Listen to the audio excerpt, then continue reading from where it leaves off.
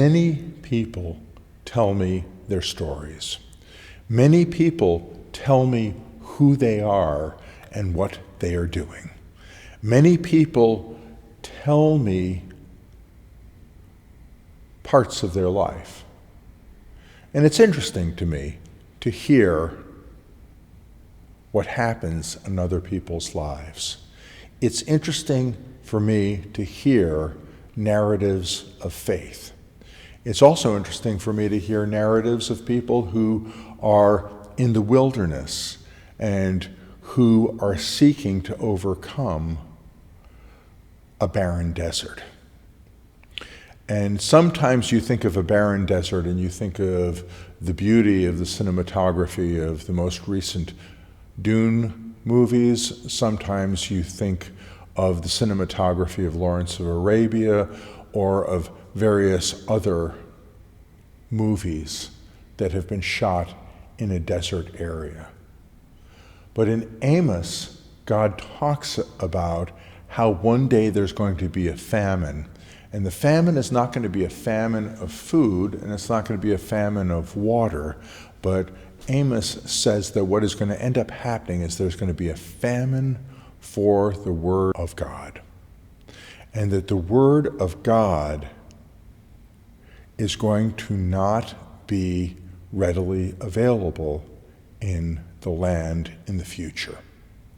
And I really look at this and wonder if we haven't moved into a season where the greatest famine isn't necessarily material, it's not necessarily water, it's not necessarily food, but that understanding what God has spoken, understanding who God is, and understanding where things are going in terms of God's economy is something that many people simply don't know. And one of the questions about the Word of God is very simple. Is there being a famine of the Word of God, is this a problem or is this not a problem? And really, for folks who think about this, they're going to think that, well, if the Word of God is significant and if it is important, then our not having access to it will be significant. But if the Word of God is purely optional and isn't serious and isn't important enough, then we'll be in a position where if we don't have it, we'll be fine.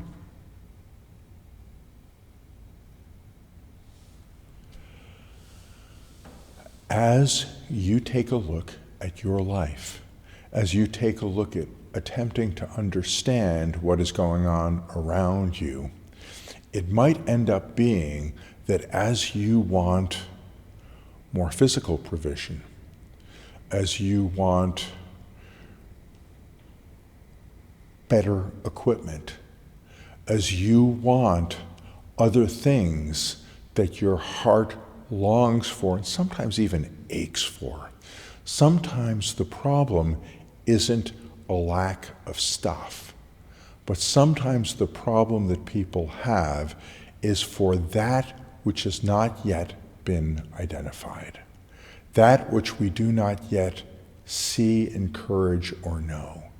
And that what is happening at this point in time is we are a people who are hungering for something that we can't quite put our finger on.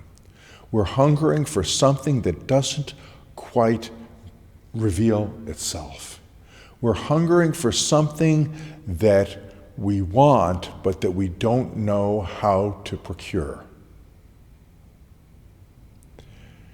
And I wonder if sometimes what we identify as wanting a change in job, a change in finance, a change in provision such as having a different vehicle, having a different apartment, having a different house, having a different place to live, having a new start, having a new set of people around us.